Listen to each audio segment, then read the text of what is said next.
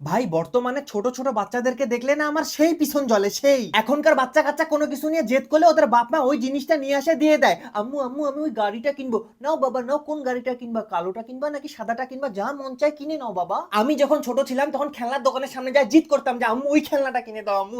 আমার মা আমাকে দুইটা থাপ্পড় মারে, বলতো কোনো খেলনা কিনে দেওয়া যাবে না। তারপর ওই খেলনার দোকানের সামনে দাঁড়ায় যখন কাঁদতাম আরো থাপ্পড় দিত যে কাঁদতেছিস কেন, চুপ কর, বাসায় নিয়ে যা আরো মারবো।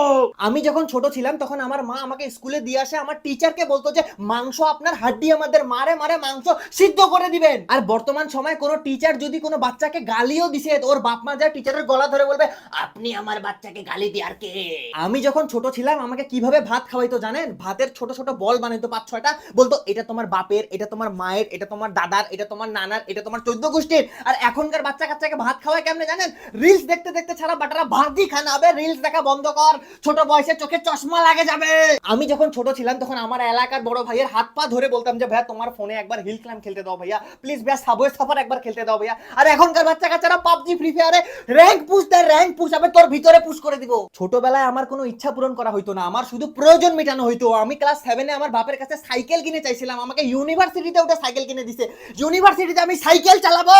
8 বছর বয়সে আমি রিমোট কন্ট্রোল গাড়ি কিনে চাইছিলাম, 20 বছর বয়সে আমাকে রিমোট কন্ট্রোল গাড়ি কিনে দিছে। এখন আমার মেয়ে নিয়ে খেলার বয়স, রিমোট কন্ট্রোল গাড়ি নিয়ে খেলার বয়স আমার।